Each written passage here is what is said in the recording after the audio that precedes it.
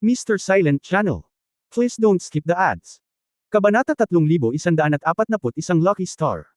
Bagamat nakaramdam ng kakaiba si Ayer at may naisip, wala siyang oras para isipin iyon sa sandaling iyon.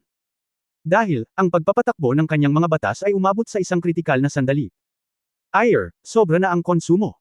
Bagamat nagagamit ng aking Asher Dragon Fury ang karamihan sa mga kasanayan sa Asher Dragon, ngunit hindi pa ako nakakarating sa antas na iyon, kung magpapatuloy ako sa ganito. Hindi ko na kaya. Namutla ang mukha ni Feng Qinglan, patuloy niya itong ginagamit sa mga labanan ng skill na lampas sa kanilang sariling kaharian, maging ang linya ng dugo ng Qinglong, huli na para makabawi. Mabilis na mag-isip ng paraan. Talagang hindi ito posible. Maaari mo ring isaalang-alang ang pagtatago sa templo, hindi ka maaaring mamatay ng walang kabuluhan. Nag-aalalang sabi ni Xiao Waiso. Hindi sigurado ang mukha ni Ayer na nakatingin sa particle cube niya. Paparating na, anong nangyayari? Tanong ng Diyos ng astrolohiya. Biglang tumigil sa pagliko ang particle cube. Ang mga mata ni Ayer ay kumislap at nagtanong, astrology, ginamit mo ba ang The Fool? Oo. Kaya ba nitong gayahin? Oo. Kung gayon bakit naging walang silbi ngayon? Ito ba ay dahil hindi na kailangan? Astrological speculation. Sinabi ni Ayer, noong ginamit mo ang The Fool, anong elemento ang ginamit nito para gayahin ang The Fool? Parang iba't ibang elemento. Tama na, anong tama? Natigilan ang astrolohiya. Gumagana na naman ang particle cube ni L.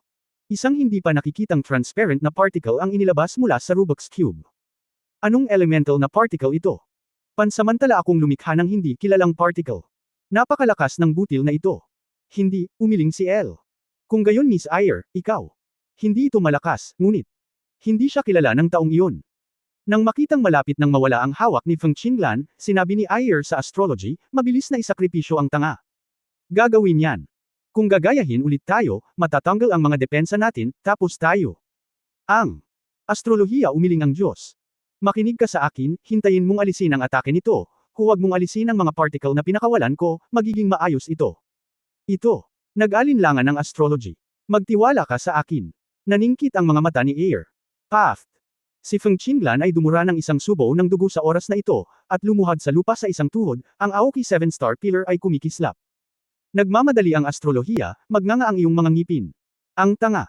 Nang lumipad palabas ang card, gumamit si Ayer ng hindi kilalang mga particle para direktang idikit sa ibabaw ng card, ganap na binalot ito.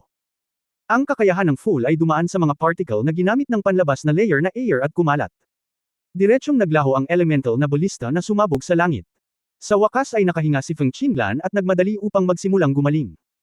Qinglan, subukang bumawi hanggat maaari, para mapanalunan ng taong iyon, ikaw ang bahala. Hindi pwede. Kakopyahin nito ang aking tanga. Hindi pwede, tumawa si L.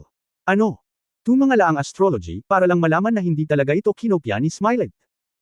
Ang elemental na katawan ng smelter ay patuloy na kumikibot at nawala ng ulirat, na parabang ang dalas ng ilang radio wave ay patuloy na nagsasaayos.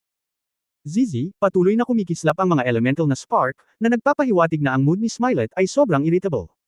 Paano ito nangyayari?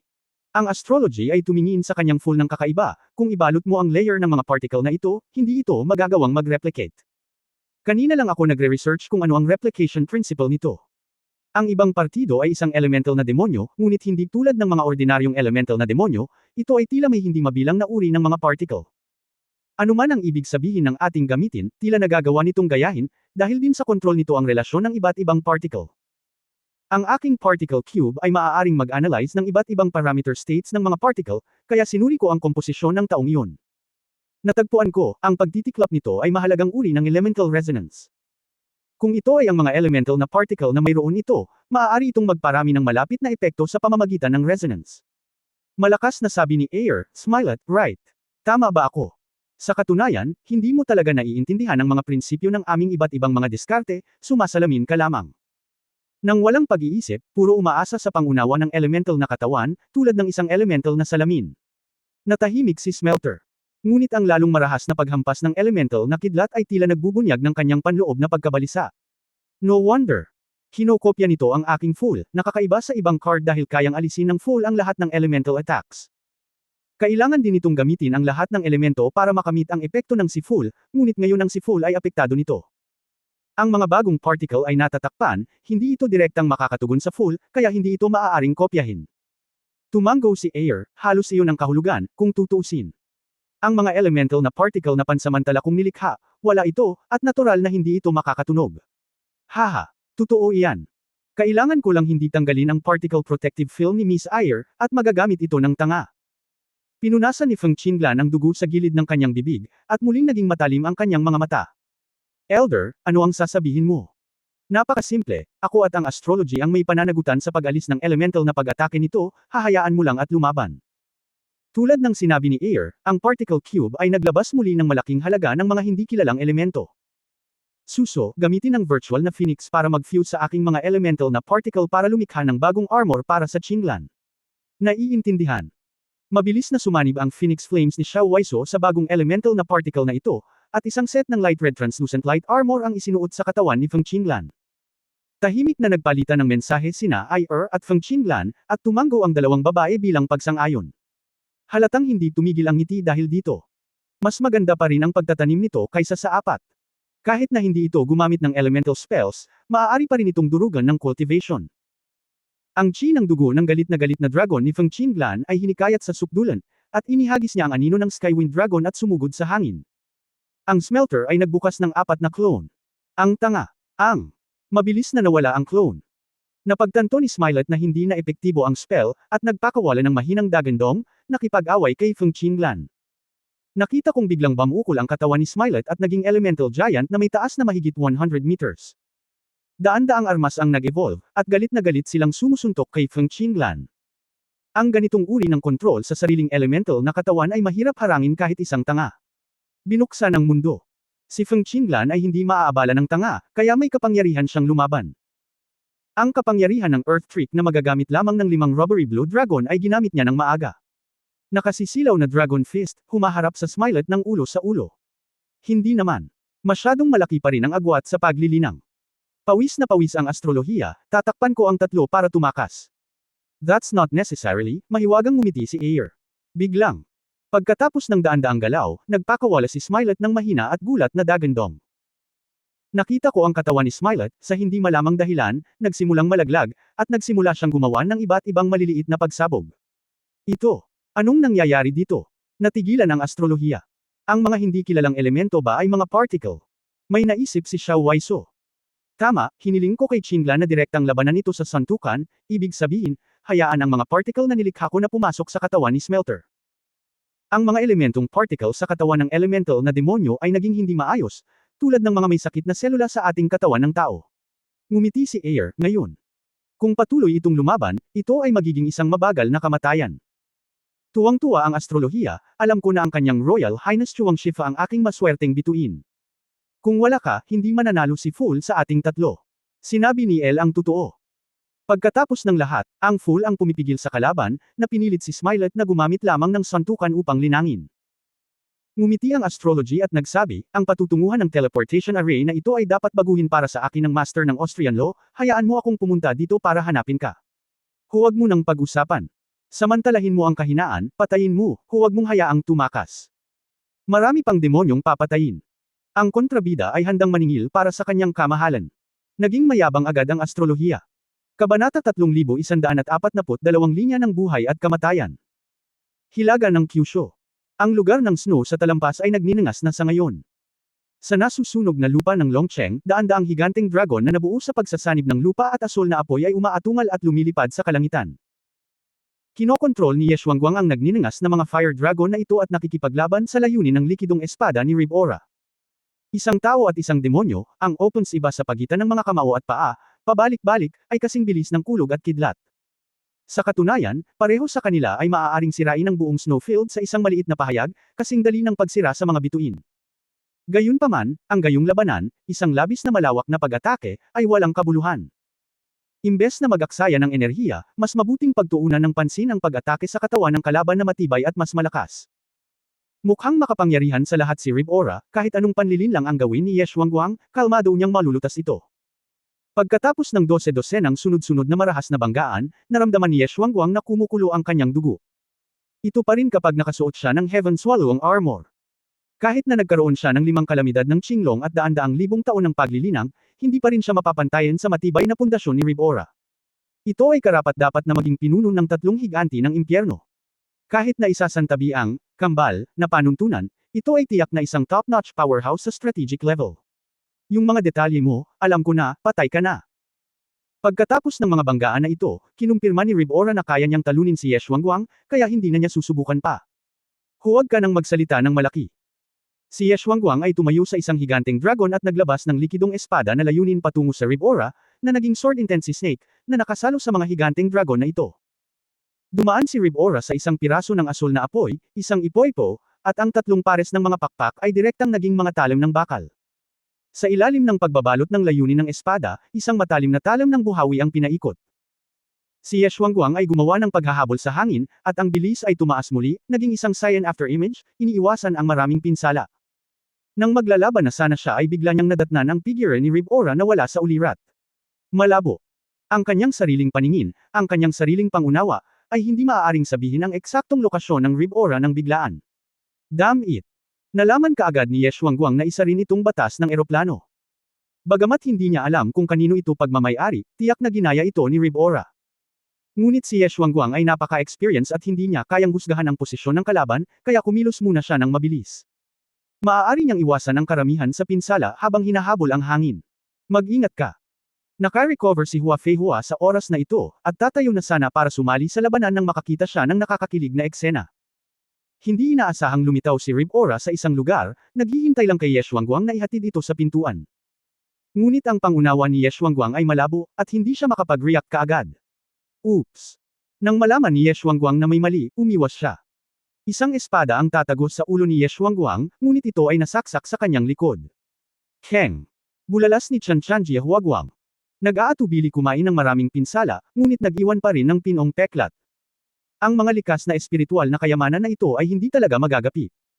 Kung sila ay patuloy na inaatake, hindi sila makahinga, at sila rin ay masisira at masisira. Tiningnan ni Rib-Ora ang mga bulaklak sa lupa na walang pakialam. Biglang lumitaw ang dalawang Rib-Ora sa langit. Multu. Ito ang ikalimang kaharian, ang batas ng Demon Dragon Granted. Sobrang pag-aaksaya ninyo ng oras ko, sabay tayong mamatay.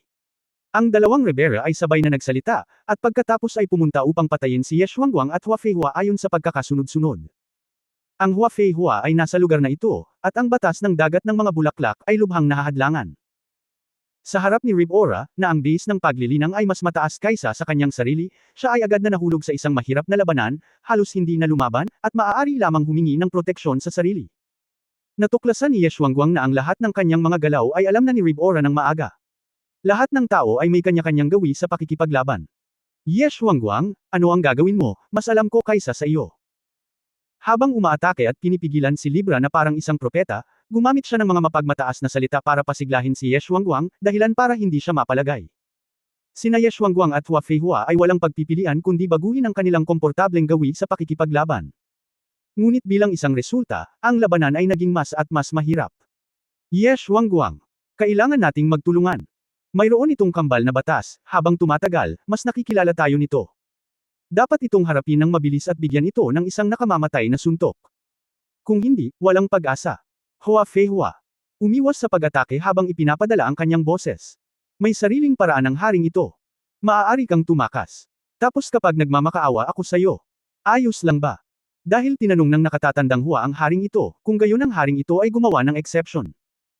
Nagtagal si Hua Feihua na speechless, sa sandali ng buhay at kamatayan, bakit napakawalang muwang ng taong ito. Nag-overlap ang mga figure ng dalawa, at nabuo ang isang diskarte para sa pagtutulungan.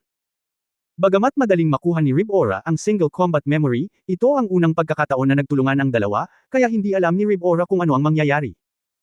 Ang isang malaking bilang ng mga Fire Dragon sa Dragon City ay nagtipon sa harap ni Ye Xuanguang, na bumubuo ng isang momentum ng mga tumatakbong dragon. Bahagyang inilagay ito ni Libra, nahulog ang isang espada, at ang layunin ng likidong espada ay lumabas, na pinunit ang hukbo ng apoy na dragon sa isang malalim na bangin. Thunderblade, Zonkong. Tinukoy ni Hua Feihua ang posisyon ni Rib-Ora sa pamamagitan ng direksyon ng espada. Ang condensed Thunderblade ay naging isang banal na kulog Shanghong, isang Thunderbolt at isang kaluluwa. Walang masyadong pakialam si Rib-Ora, ang agwat sa paglilinang ay naging kumpiyansa itong hamampas ng cruise. Boom! Hinarang ng espada si Thunderblade. Ngunit kaagad na sumunod, si Ye Xuanguang ay umiwas ng isang kulog na higanteng espada. Thunderblade, hiwain ang pulang alikabok. Ang isang mas lumalakas na Thunderblade na may espiritual na mga pagpatay ay bumagsak patungo sa Rib Aura. Isang pagkukunwari lang ngayon, si Ye Xuanguang ang totoong pumatay. Kahit na mas malakas si Rib Aura, hindi niya maikonekta ang dalawang Thunderblades, at naroon din ang espiritual na pagpatay sa Dragon Soul. At hanggat nasugatan si Rib Aura, natural na magkakaroon ng pagkakataon ang dalawang Qinglong na gawing tagumpay ang pagkatalo. Tagumpay. Lumiwanag ang mga mata ni Hua Feihua. Ang pagtutulungan nilang dalawa ay isang bagay na hindi pa nakatagpo ni Rib Aura, kaya hindi nila ito mapipigilan ng maaga. Ngunit ito ay isang sandali lamang ng kaligayahan, at muling lumubog ang puso ni Hua Feihua. Ganap na dumin. Isang invisible na kalasag ang nabuo sa paligid ng Rib Aura. Ito ay ang super defensive na batas ni Di Fan. Bagamat ang field na dali-daling ginamit ni Rib Aura ay hindi kasing perpekto at makapangyarihan gaya ng kay Di Fan, ngunit kung tutuusin, mayroon itong mas mataas na cultivation base at higit pa sa sapat upang mabawi ang pinsala ng Thunderblade na ito. Nang makitang ang dalawang Thunderblade ay tumama sa target, ngunit madaling na-resolve, sina Ye Xuanguang at Hua Feihua ay parehong mukhang Sol-M na. Just die obediently. I know better than you how incompetent you are in front of me. Mapang-asar na sabi ni Rivera. Sa sumunod na segundo, lumitaw sa harap ng dalawa ang pangunahing katawan at ang multo na parang nagte-teleport. Ang dalawang katawan, 6 na pares ng mga pakpak, ay nagpasiklab sa apoy ng Diablo. Swish, swish, tulad ng 10,000 fine steel na nagniningas na kutsilyo, binaril nila si Ye Hua Erkenglong ng malapitan. Dilat ang mga mata ni Hua Feihua, at naramdaman niyang sinakal ng Diyos ng kamatayan ang kanyang lalamunan. Biglaan. Si Ye Xuanguang ay tumayo sa harap ni Hua Feihua, nilunok si Chan Jie ng sukdulan. Kabanata 3143 magpadala ng ulap ng hinala. Nagulat si Hua Feihua, hindi niya inaasahan na tatayo si Ye Xuanguang para protektahan siya. Ye Xuanguang, ikaw. Dahil pareho kayo ng angkan, paprotektahan ka ng haring ito. Nagngangalit si Ye Xuanguang, at ang Kanglong Earthshaking Armor ay ginamit na. Naantig sandali si Hua Feihua. Ang mayabang na Xuanlong Emperor na ito ay may malalim na kahulugan ng pagkakakilanlan sa mga pinagmulan ng pamilyang Shenlang. Sa sandaling ito, hindi mabilang na mga ilaw ng apoy ang sumabog sa lumulunok na baluti. Kahit na ang Chanchanjia ay isang napakalakas na espiritual na kayamanan para sa pagtatanggol, ang gayong misensinang pambobomba ay medyo napakalaki pa rin. Habang ang Treasure Armor ay patuloy na lumalabo, ilang maliliit na bitek ang lumitaw, at ang depensa ay lubhang nabawasan. Nagsimulang mag-crack ang sunog na lupa sa ilalim ng kanyang mga paa, at ang Kanglong Earthshaking Armor ay nagbahagi ng maraming pinsala, ngunit hindi pa rin ito sapat. Nagbuga si Ye Xuanguang ng ambon ng dugo, at ang kanyang katawan ay nayanig. Sinubukan ni Hua Feihua na gamitin ang kapangyarihan ni Aoki para tulungang tumayo si Ye Xuanguang, ngunit huli na para makabawi. Kahit na sinubukan nilang dalawa ang kanilang makakaya upang protektahan ang kanilang mga vital point, ang gayong matinding pag-atake ay nagpahirap pa rin sa kanilang dalawa na lumaban. Ang dugo ng dragon ay tumalsik, at ang dalawang katawan ay binaril sa pamamagitan ng isang salon ng mahiwagang apoy at mga balahibo. Ang mga buto ng katawan, ang mga laman loob, lahat ay nasusunog na parang apoy, ang sakit ay tumutusok. Matagal na itong natapos. Hindi nagulat si Rib Aura sa resultang ito. Ye Xuanguang, ang iyong kainosentehan ay nagulat sa akin. Talaga bang iniisip mo na sa maliit na lakas na ito, maaari mong hamunin ang Sword God? You and him are not at the same level. Gayunpaman, wala kang pagkakataong magkaintindihan, na wala na ang agwat sa inyong dalawa. Sina Rib Aura at Phantom ay nagsanib sa isa, at ang mahabang espada sa kanyang kamay ay nagliyab ng apoy ng demonyo. Ikaw ay isang matapang na tao. Sa huli, gagamitin mo ang Sword God Strix para magpadala ng kamatayan sa daan, na isa ring gantimpala para sa iyo. Isang espada ang tumawid, at isang hugis kalahating buwan na Sword Intent Light Blade ang inilabas, na siyang Shearer ni Ye Fan. Ang dalawang Qinglong ay sinusubukan pa ring bumawi sa ngayon, ang bilis ng kanilang paggalaw ay mabagal, at ang immortalidad ay isa ng himala, paano magkakaroon ng anumang ekstrang lakas upang labanan ang espadang ito. Damn! Si Ye Xuanguang ay puno ng ayaw at sumigaw. Siya ay saplada, iniisip na pagkatapos ng 5 pagnanakaw sa asul na dragon, muli niyang makakalaban si Ye Fan. Ngunit ang kalupitan ng katotohanan ay nagpalungkot at nagalit sa kanya. Bagamat sinasabing si Rib Aura, ang pinuno ng 3 higanti, ay makapangyarihan at natural. Hindi nakakahiyang matalo. Pero kung tutuusin, ni minsan ay hindi pa niya nakikita ang Sword God, kaya dito ba siya ililibing? Ilipat ang mga bulaklak upang sumali sa mga puno. Sa isang sandali, naglabas si Hua Fawaso ng 2 buto ng bulaklak. Ang mga buto ng bulaklak ay naging 2 gintong lotus sa isang iglap. Matapos bumangga ang lotus sa layunin ng espada, ito ay direktang hinaipan sa hindi mabilang na mga gintong pulbos. Gayunpaman, ang lahat ng pinsala ay naharang sa 2 bulaklak ng lotus. Natigilan si Ye Xuanguang, at hindi inaasahang tumingin kay Hua Feihua na puno ng dugo sa hindi kalayuan. Huwag mo akong tingnan ng ganyan. Ito na ang huling paraan. Halatang hindi nagulat si Ribora. Muntik ko nang makalimutan, mayroon ka pa ring trick na ito, ngunit sayang. Napakasayang oras para ilipat ang mga bulaklak at puno, at naubusan ka na ng gasolina, hindi ito pagmamalabas. Mahina ang hininga ni Hua Feihua, sa katunayan, pakiramdam niya ay hihimatayin siya anumang oras. Ang kakayahang manatiling gising ay ganap na sinusuportahan ng paghahangad. Nanginginig na tumayo si Ye Shuangguang, Elder Hua, kung ililigtas mo ang haring ito sa pagkakataong ito, kung may pagkakataon, gagantihan ka ng haring ito. Idiot! Tumakbo! Napalunok si Hua Feihua. Sumangot ng masama si Ribora, at tamad na magsabi ng kahit ano. Nakita kong itinaas niya muli ang kanyang espada, at muling pinaikli ang nag-aapoy na layunin ng espada. Sinubukan ni Ye Shuangguang na mag-counterattack, ngunit nalaman na ang kanyang mga binti ay parang tingga, at napakahirap iangat ang mga ito. Patuloy na umaagos ang dugo mula sa sugat. Ang sugat ay kinaagnasan na ng kapangyarihan ng Diablo at hindi pa ganap na naghihilom. Natapos. Malumanay na sabi ni Ribora, at naglabas ng espada, Jiu, isang huni ng phoenix ang umalangaw-ngaw sa kalangitan, na sinamahan ng isang pulang nagninangas na ibon na bumaba mula sa langit. Bumalik ang phoenix sa pugad. Kung saan nakatayo si Ribora, isang ulap ng apoy ng phoenix ang nagliyab, parang isang nasusunog na pugad ng phoenix. Ang phoenix ay nahulog mula sa langit at dumiretso sa lungga. Huwag yan. Napagtanto ni Ribora na ang kapangyarihang ito ay hindi maliit na bagay, kaya umiwas na lang siya ng maaga. Nakaramdam ng kakaibang pakiramdam sa lupa sina Ye Shuangguang at Hua Feihua. Tila nabuhay ang lupa, at nagsilang pa ng bibig, ilong at mata. Ibinuka ni Daddy ang kanyang bibig at nilunok ang dalawa sa isang kagat, pagkatapos ay lumipat ang lupa at iniluwa ang dalawa. Sa pagkakataong ito, ang dalawa sa kanila ay inilipat ng mahigit 10 milya ang layo. Ha, buti na lang naabutan natin.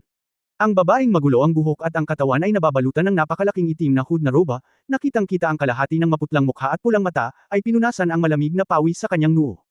Kaluluwa ng Candlewick. Mukhang naguguluhan si Hua Feihua, bakit ka nandito? Napagtanto ni Hua Feihua na ang Candlewick Soul ang nag-attach ng kaluluwa sa lupa ngayon, at pagkatapos ay pinalabas sila ng lupa. Ako ay orihinal na nasa Mingzhou, na medyo malapit sa Candle Dragon City. Natigilan si Hua Feihua at halos makalimutan, ito talaga.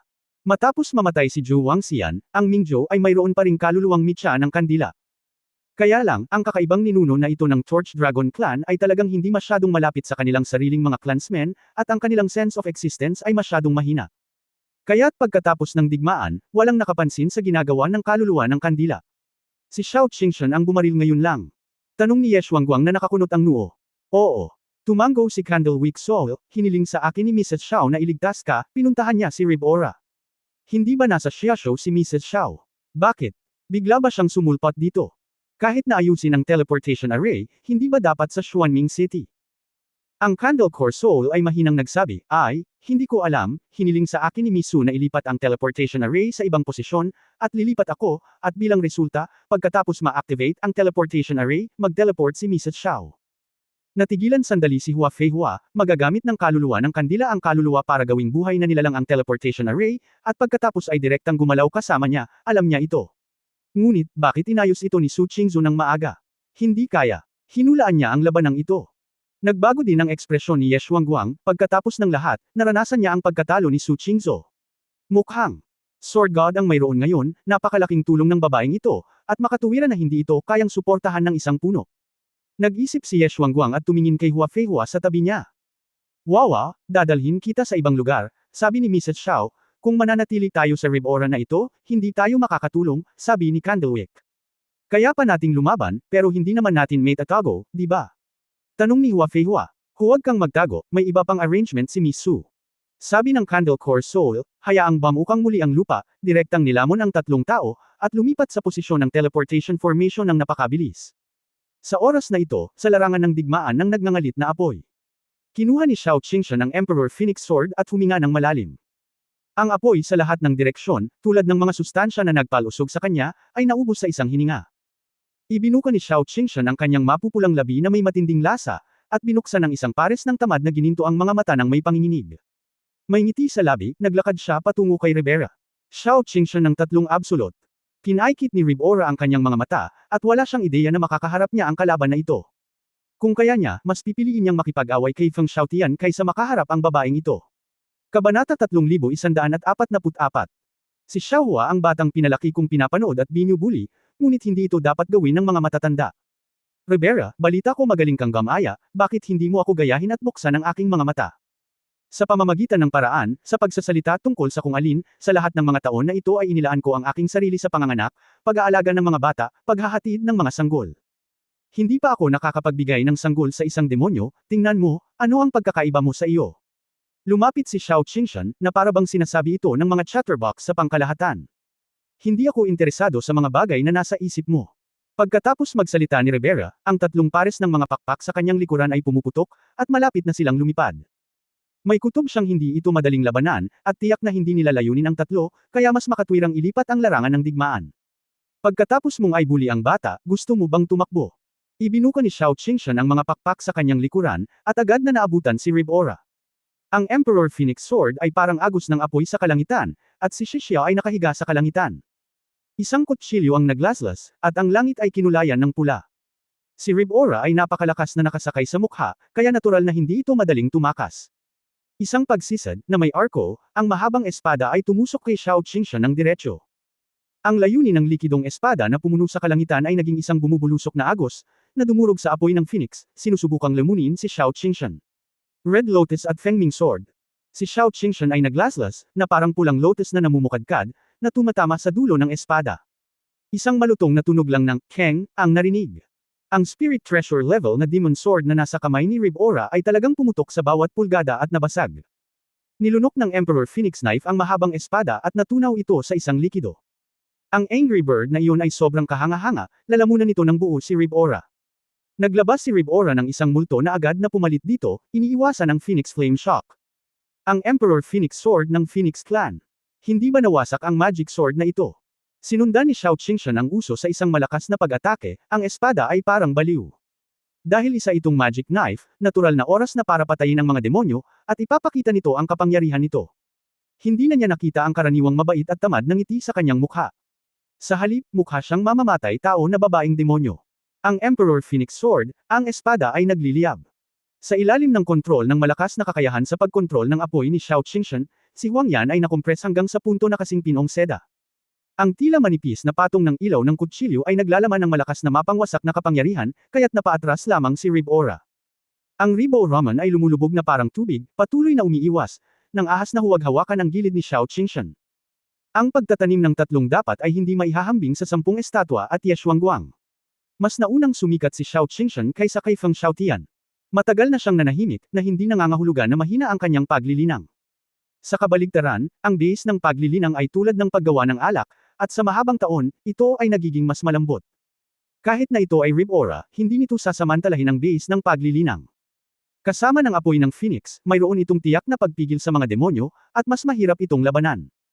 Ang nag-aalab na espada ni Xiao Qingshan ay isinama sa 9 na araw na pakulo ni Feng Wu. Dobleng letigo. Isuot ang puso. Hulog. Sirang balahibo. Gintong gulong. Ang ilan sa mga pinakapangunahing kasanayan sa angkan ng Phoenix, na binibigyang kahulugan niya gamit ang layunin ng espada, ay napakalakas. Ribera, nasaan ang kambal mong batas? Kahit na hindi mo magagamit ang apoy ng Phoenix, bakit hindi mo tularan ang layunin ng aking espada? Ang pulang buhok ni Xiao Qingshan ay lumilipad na parang 9 na araw na lumilipad na Phoenix, kasama ang nagninangas na gininto ang mga pakpak nito na nakabukas sa libo-libong metro, si Rib-Ora ay hinihingal. Ang kabaliwan at publisidad sa mukha na iyon, kung makikita ito ng ilang juniors, siguradong hindi sila pamilyar. Ito pa rin ba ang Tita Xiao na laging nakangiti at hindi nagagalit?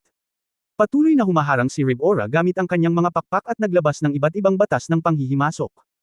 Gayunpaman, masyadong malaki ang saklaw ng pag-atake ni Xiao Qingshan. Malabong paningin, pinasabog ni Xiao Qingshan ang sword intent ng walang dead end sa langit at sa lupa. Sinusubukang mag-teleport palayo, hindi mabagal ang paggalaw ni Xiao Qingshan, at agad siyang nakasabay. Pangit ang mukha ni Rib-Ora, at parami ng parami ang apoy ng Phoenix na nag-aapoy sa kanyang katawan, dahilan para hindi ito komportable. Magpanggap na patay. Haha. Kung hindi mo sasabihin sa akin, alam ito ng matandang babae. Kahit alam mo kung paano ihahampas ng matandang babae ang kutsilyo, wala ka pa ring paraan para malutas ito. Dare. Para patayin ang anak ko, huwag mo nang isipin na bumalik ng buhay. Mga salita ni Xiao Qingshan sa gitna, mayroong malamig at nakakagigil na kahulugan. Ako ang Commander-in-Chief ng Expeditionary Army na itinalaga ng kanyang Royal Highness na si Satanas, at hindi ako pumunta dito para labanan ka ng mag-isa. Xiao Qingshan, karapat-dapat kang maging nangungunang tatlo. Inaamin ko na nasa kamay mo ang Emperor Phoenix Sword, at mahirap para sa akin na harapin ito sandali. Mayroon pa akong military affairs ngayon, at lalaban ulit ako sa hinaharap. Sabi ni Rib-Ora, tinadtad daw ang figure niya. Phantom. Kumunot ang noo ni Xiao Qingshan. Daan-daang milya ang layo, isang multo na tahimik na pinakawalan ni Rib-Ora ay nagbago ng lugar kasama niya. Ang dahilan ng pagkaantala ng oras ngayon ay upang makatakas sa larangan ng digmaan pagkatapos ng paghila ng mahabang distansya. Nang makitang itinapon na si Xiao Qingshan, binalak ni Rib-Ora na makipag-ugnayan sa command ship at hilingin kay Dries na ilipat siya sa ibang strategic level. Ngunit, biglang, nagkaroon ng nakakapasong init sa likod mo. Paano ito posible? Biglang tumalikod si Rib-Ora, nakita na lamang niya ang nagliliyab na mataas na temperatura sa likod, na naging sanhi ng marahas na pagkasira ng hangin at maging ang espasyo. Ang Emperor Phoenix Knife ay tila tumawid ng daan-daang milya, pinutol ang espasyo sa gitna gamit ang isang kutsilyo. Liuho dawi, putulin ang panandali ang taon. Ang espasyo ay nabaluktot, si Xiao Qingshan ay nagwala sa oras at espasyo gamit ang isang kutsilyo, at pumunta sa likod ng libra. Sa pagharap sa isang kalaban ng antas ni Xiao Qingshan, mahirap para kay Rib-Ora na mabilis na makuha ang lahat ng kanyang mga alaala, kaya hindi niya alam na mayroon pa ring ganoong kamay si Xiao Qingshan. Ay papangit ng espada ang espasyo para makamit ang epekto ng ultra-long distance na displacement. Solemn na ang mukha ni Ribera, masyadong makulit ang kalaban na ito. Sinabi ko na para sa pananakit sa aking mga anak, dapat may kabayaran. Pag-isipan ang mga maliliit na trick na ito. Xiao Qingshan, hindi ka dapat maging agresibo. Bago pa matapos magsalita si Rib-Ora, biglang tumaas muli ang kapangyarihan ng mga demonyo sa kanyang katawan. Hindi niya kailanman ginamit ang lahat ng kanyang lakas, at mayroon siyang kapangyarihan ng mapagmataas na pananampalataya. Walang iba, hindi ko lang naramdaman na kailangan kong magtrabaho ng husto. Biglang nagdilim ang langit, at ang tatlong pares ng pakpak ni Rib-Ora ay direktang nahahati sa 6 na pares. Ang 12 pakpak ay naging kulay pilak na kulay abo, na parang may maitim na likidong patuloy na tumutulo. Tama, ang tatlong higanti ng impyerno ay pinatay ng hindi lumalaban, nakakatamad. Si Xiao Qingshan ay hindi nataranta, isang red golden fire lotus ang namumulaklak. Ang gininto ang katawan ng hindi maaalis na pulang lotus phoenix ay bumangon sa kalangitan na parang sinag ng liwanag, na nag-aalis ng madilim na ulap. Sa labas ng Sword God Palace. Kumunot ang mga kilay ni Booker, at unti-unti siyang nahulaan tungkol sa hindi maipaliwanag na mga salita ni Su Qingzhou. Dahil ang Su Qingzhou ay isang odd number na relasyon, hindi nito alam kung ano ang batas ng kababaihan. Miss Su, maaari bang? Ang iyong mga batas ay may kaugnayan din sa sanhi at epekto. Hindi binago ni Su Qingzhou ang kanyang ekspresyon, sa tingin mo ba sasagutin kita? O, ano ang gusto mong makita sa aking micro-expression? Sa sandaling ito, isang komunikasyon mula kay Frankenstein ang nakarating kay Booker. Lord Booker, parang may mali kay Lord Rib-Ora. Ano? Nagbago ang ekspresyon ng mukha ni Booker. Kabanata 3145 mali ang plot. Sandaling nakita ng shadow-eating insect na si Xiao Qingshan ng tatlong absolute ay biglang sumulpot at niyakap si Lord Rib-Ora. Xiao Qingshan. Sumimangot si Booker, paano niya nalalapitan si Rib-Ora? Ano ang ginagawa ng iyong intelligence network? Ako, hindi ko rin alam. Bigla akong lumitaw sa lugar na iyon, at makatuwirang walang teleportation formation doon. Paano si Hua Feihua at ang taong nalilibing na biglang nagpakita? Ang taong iyon sa libing ay si Ye Xuanguang. Tama, hindi patay ang dalawang Qinglong na ito. Paano? Nagulat si Booker. Medyo nagtatampo na sinabi ni Frankenstein, bukod dito, ang kasalukuyang direksyon ng script ay tila iba sa sinabi mo dati. Anong mali? Nagulat si Booker. Sa Black Forest ng Fourth Kingdom, si Gigi He ay hindi tumakas, si Du Jiafo ang napatay sa halip, at ang Shenlong clan ay nanalo ng isang kalunos-lunos na tagumpay. At sa Aufa Divine Realm, si Smilet ay pinatay ng astrolohiya at ang Diyos ng paglikha, Feng Qinglan at Xiao. Tila namamatay ang alyansa ni Waisu. Ang Baiho clan na umatras mula sa Qinzhou, na pinamumunuan ni Bai Yi, ay lumalaban, mukhang. May taong lihim na gumugulo sa sitwasyon, tumingin si Booker kay Su Qingzhou na may komplikadong mga mata. Lord Booker, ano ang dapat kong gawin ngayon? Ikaw ba? Gusto mong ipaalam kay Dries? Kontaken mo si Dries, mali ang plotline, hindi mo kailangang alagaan ang magkabilang dulo, both sides retreat. Oo. Malungkot ang mukha ni Booker, mas alam niya kaysa sa iba kung gaano kadelikado para kay Rib-Ora na labanan si Xiao Qingshan. Si Dries lang ang maaaring manguna kay Rib-Ora para ligtas na maka-atres ngayon. Nakakalungkot na bitbit ni Dries ang espesyal na espiritual na kayamanan na ipinagkaloob ni Belfinger, ang 4 na hari ng demonyo, at hindi rin makopya ni Rib-Ora ang Sand Table. Kung hindi man, kahit na ang Sand Table ay mas komplikado at mas mahigpit kaysa sa mga pangkalahatang tuntunin, mas madali na ngayong umalis si Rib-Ora. Imposible rin ito. Alam ng ika-4 na hari ng demonyo ang mga batas ni Rib-Ora, at natural na hindi niya hahayaang ang kanyang mga estratehikong antas ng demonyong general sa ilalim ng kahon ay nakawi ng unang kaharian. Mukhang hindi masyadong optimistic ang sitwasyon mo. Bagamat ngayon lang ginamit ni Booker ang code ng Diablo, tila naintindihan ito ni Su Qingzhou. Miss Su, magandang taktika. Ngayon, naiintindihan ko na ang sinabi mo. Sinabi ni Su Qingzhou, hayaan mo akong hulaan. Ang script ay pinakialaman, sa iyong karakter sa pag-estratehiya, dapat mong piliin na umatras muna at panatilihin ang estratehikong prioridad. Pagkatapos ng lahat, ang iyong biochemical na teknolohiya, ang mga baging ng dugo, ay maaari pa ring matiyak na ang isang malaking bilang ng mga mundo ay inookupahan. Kung ang iyong layunin ay hindi upang mangibabaw, ngunit upang sakupin ang mga mundong iyon, sa katunayan, mula sa isang madiskarteng punto ng view, ikaw ay hindi katanggap-tanggap. Napangiti si Booker at sinabing, Miss Su, hindi mo na kailangan mag-test, siguradong nalilito ka ngayon, may espesyal bang gamit ang mga Hellblood Vines na yan? Sayang, kahit nasubukan mo ako, walang kabuluhan, wala akong pananagutan sa mga iyon. Alam mo man o hindi, ang iyong libro ng sanhi at epekto ay tila naging basurang papel, sabi ni Su Qingzhou. Miss Su, huwag kang masyadong masaya. Tahimik na tumayo si Booker at sinabing, kung talagang alam mo na ito noon pa man, ang script na isinulat ko, makatuwirang dahilan ito. Hindi na kailangang bayaran ng mga tao ang kaunos-lunos na presyo ngayon. Dahilan kung bakit hanggang ngayon ay inilantad mo lamang ang mga pagbabagong ito sa balangkas, ito ay dahil, sa katunayan, ang magagawa mo ay napakalimitado. Ang script ng story ko, syempre, mas alam ko. Kapag may nakita akong mali, i-adjust ko agad, para mawala ang lihim mong layout. Kaya, sa paglaon ay nakita ko ang problema, mas mataas ang iyong pagkakataong magtagumpay. Maaari mo lamang hintayin na matapos ang kwento, kapag malapit nang matapos ang huling salita, upang gumawa ng mga pagbabago. Napakahusay mong kumilos, at dahil naging mapagpatawad ka, wala na talaga akong panahon para gumawa ng mga pangkalahatang pagsasaayos ngayon. Pero, na-expose mo rin ang kahinaan mo. What the hell are you trying to say? Sinubukan ni Su Qingzhou ang kanyang makakaya upang mapanatili ang kanyang paghinga at tibok ng puso. Napahinto si Booker, at ang mga sulok niya. Bahagyang umangat ang bibig, kahit na alam mo ang malapit nang mangyari, hindi mo mapipigilan ang mundo ng mga tao. Dahil kontrolado ng ating mga baging ng dugo, hindi mo mapipigilan ang isang malaking bilang ng mga tao. Ng kamatayan. Bakit ganito? Dahil, hindi mo kakayanin ang halaga ng pagbabago ng lahat ng ito. Alam mo, ang digmaang ito ay tiyak na isang kaunos-lunos na digmaang maaaring mailigtas mo ang ilang tao, ngunit hindi mo mahuhulaan kung ano ang tunay na kahihinatnan. Ang mukha ni Su Qingzhou ay nagyelo, at siya ay tahimik. Kahit na, Miss Su, pinahanga mo pa rin ako. Bagaman hindi ko alam kung ano ang eksaktong batas mo, ngunit, isa ka talagang malaking nakatagong panganib. Biglang nagpakita ng walang awa na tingin ang mga mata ni Booker, hindi ako nagsulat ng libro para sa susunod na plot, alam ni Miss Su, ay ano ang gagawin mo? Patayin mo ako. Nahulaan mo. Alam ni Booker ang sword na iyon. Ang Diyos ay hindi na madaling harapin, ngunit ang huling taas ng Sword God ay maaaring matukoy ng babaeng ito na palihim na nag-aayos ng lahat, na para bang mayroon siyang pananaw sa puso ng lahat. Ang isang malakas na tao na may utak, at walang utak na mandirigma, ay ganap na magkaiba dalawang konsepto.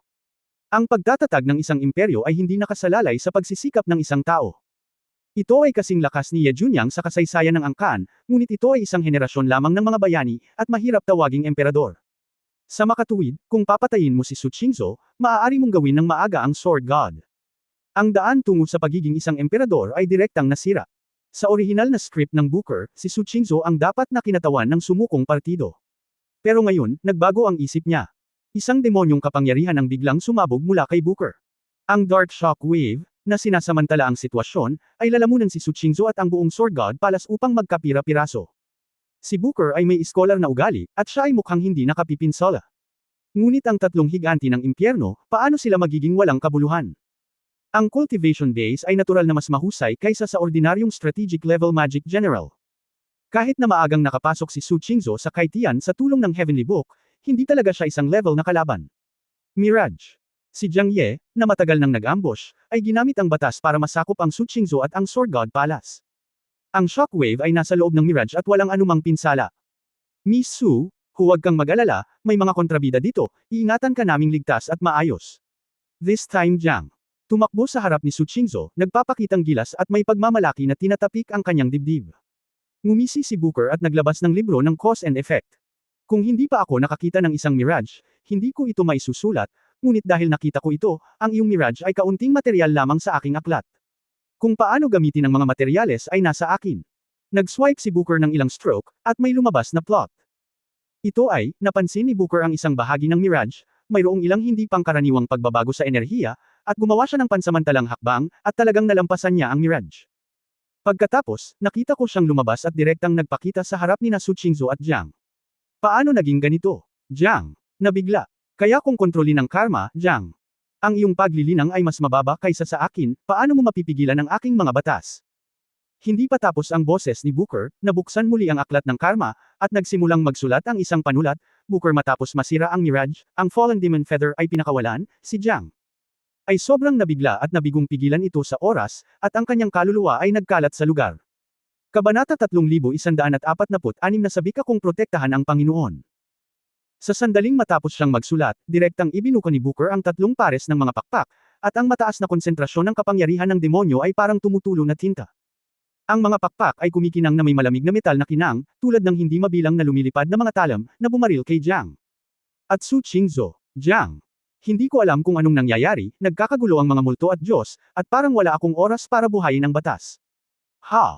Isang unos ng mga kristal na yelo ang biglang umugang mula sa harapan ni Su Qingzhou. Ang kapangyarihan ng sobrang lamig na si Xuanming ay nagyelo sa lahat ng mahiwagang balahibo na ito at nahulog sa kalangitan. Itinaas ni Booker ang kanyang kamay at itinaas ang isang kalasag hanggang sa nagyelo ang kalasag, at pagkatapos ay bumagsak at nabasag. Kung titingnang mabuti, isang itim na pagong na may kinang sepiro at isang hanggal na ulo ay biglang lumitaw sa mga kamay ni Su Qingzhou. Hinawakan ni Su Qingzhou ang maliit na pagong gamit ang isang kamay at marahang hinaplos ang shell ng pagong gamit ang kabilang kamay. Ang mga linya ng shell ng pagong ay puno ng texture, makinis at makinis. Kung hindi mo titingnang mabuti, iisipin mong isa itong gawa ng sining, at napakaselan nito. Mythical Beast Xuanming.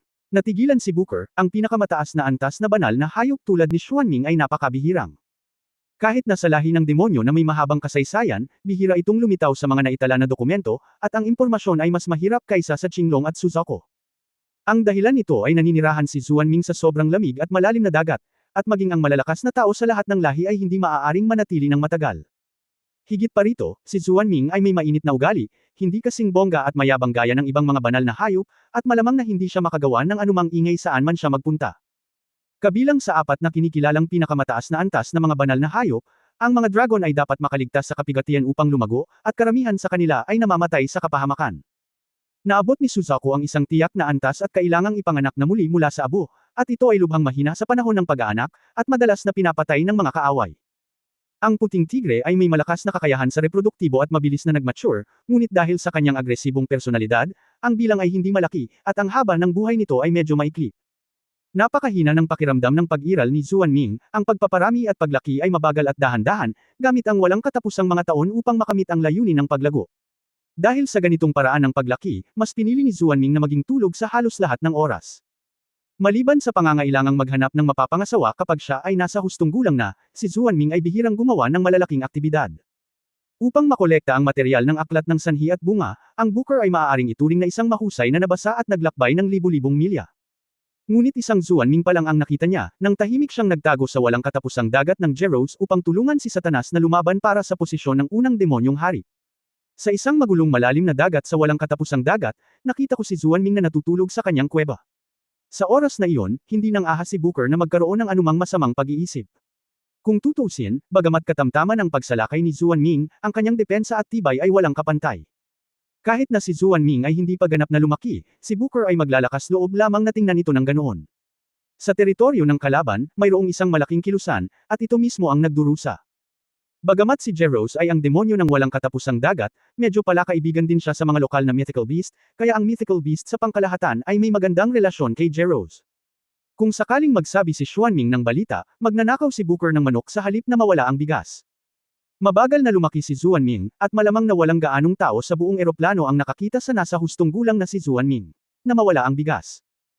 Mabagal na lumaki si Xuanming, at malamang na walang gaanong tao sa buong eroplano ang nakakita sa nasa hustong gulang na si Xuanming. At itong nasa kamay ni Su Qingzhou. Talagang nagparamdam kay Booker na mas mature siya kaysa sa nakita niya noon. Maaaring ito ay isang nasa hustong gulang na si Xuanming. Momo, abalahin mo ang tulog mo. Hinaplos ni Su Qingzhou ang maliit na ulo ni Momo, na parang nakatingin sa sarili niyang anak. Iniunat ni Momo ang kanyang maliit na dila at dinilaan ito sa kamay ng babaeng punong abala upang ipakita ang intimacy. Sa katunayan, nakapagpadala na ng tunog at nagsasalita si Momo, ngunit likas na, tamad, si Xuanming, kaya hindi niya kailangang maging tamad na magsalita. Ang paggawa ng ilang maliliit na aksyon, maging ang pagtugon at pagpapahayag ng mga emosyon, ay sapat na para kay Momo. Miss Su, ito kaya ang mahiwagang hayop sa kamay mo. Napakalakas ng kapangyarihan ng Xuanming. Jiang. Natakot, at naisip na siya ay mabubuhay sa siyam na kamatayan. Sa huli, nabigla na naman siya. Sa biglang pagsulpot ni Momo. Ang pamimilit lamang ng mahiwagang kapangyarihang ito ay nagpanginig kay Jiang. Ito ay malinaw na isang adult na divine beast na may malakas na aura, mas malakas pa sa Xiaojin na iyon. Hindi katakataka na napakalma mo, Miss Su, na mayroon kang isang antas ng eroplanong Xuanming divine beast sa tabi mo. Jiang. Nakakainggit, napakayaman ng pamilya ng sword god na ito. Mrs., anong masarap na pagkain ang ibinigay mo kay Momo, ang bilis ng paglaki nito. Naiinggit na bulong ni Xiaojin mula sa likuran.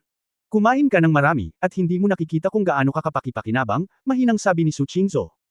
Ibinaba ni Xiaojin ang kanyang ulo at hindi nang ahas na sumagot.